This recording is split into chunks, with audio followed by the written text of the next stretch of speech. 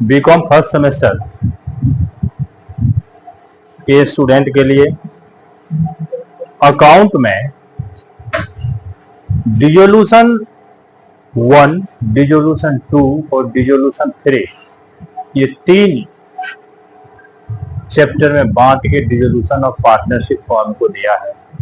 Dissolution 1 एक normal chapter है जो हम पीछे बता चुके हैं, ये +2 में भी हम लोग पढ़ते हैं।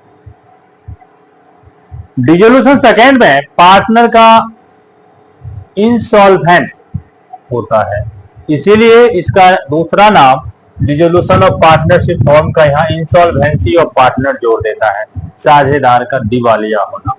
और तीसरा यूनिट है जिसमें पार्टनर के बीच हम कैश का डिस्ट्रीब्यूशन करते हैं, कैश डिस्ट्रीब्यूशन होता है।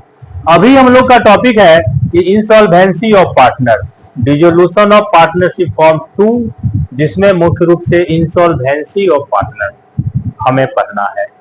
इंसॉल्वेंसी मतलब फॉर्म का डिसोल्यूशन उस स्थिति में होना जिस स्थिति में कोई न कोई एक साझेदार, 2 साझेदार या सभी साझेदार का स्थिति ऐसा नहीं है कि वह अपने हिस्से की हानि को नगद ला सके या पूंजी खाते की कमी को वो पूर्ति कर सके। अतः साझेदार का स्थिति जब दिवालिया का स्थिति होता है तो बिजनेस डिसॉल्व हो जाता है, जिसे हम इंसॉल्वेंसी ऑफ पार्टनर कहते हैं। इसमें जानना जरूरी है पहले सॉल्वेंट। सॉल्वेंट मतलब वह पार्टनर जो अपने हिस्से, लॉस के हिस्से को नगद में ला सकता है, अपने पूंजी की कमी को पूरा कर सकता है।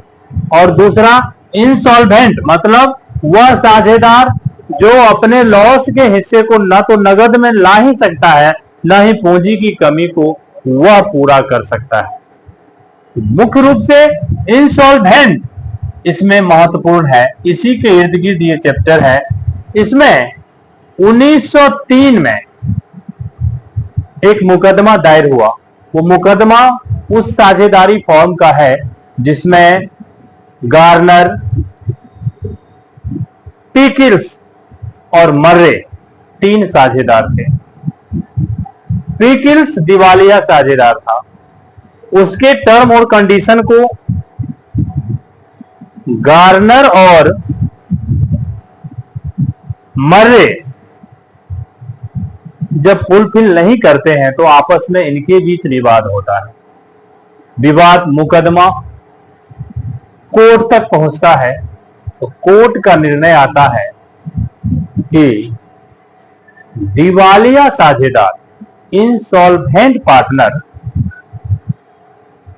साझेदार संस्था के वसूली खाते के हानि को, वसूली खाते की हानि को दिवालिया साझेदार नहीं लाएगा, बल्कि जो साझेदार दिवालिया नहीं हुआ है अर्थात जो सॉल्वेंट साझेदार है वह अपने हिस्से की हानि को नगद में लाएगा। और दूसरा निर्णय आया कि दिवालिया साझेदार के पूंजी की कमी को, दिवालिया साझेदार के पूंजी की कमी को सॉल्वेंट साझेदार अपने कैपिटल के रेशियो में पूरा करेगा। तो मुख्य रूप से गार्नर वर्सेस मरे लॉ के अंतर्गत जो निर्णय आया वो निर्णय ये आया कि सॉल्वेंट पार्टनर रियलाइजेशन अकाउंट में ज्ञात हानि के अपने हिस्से को कैश में पूरा करेगा और इंसॉल्वेंट पार्टनर के पूंजी की कमी को सॉल्वेंट पार्टनर कैपिटल के रेशियो में एडजस्ट करेगा। यही मुख्य रूप से गार्नर वर्सेस मरे रूल्स है।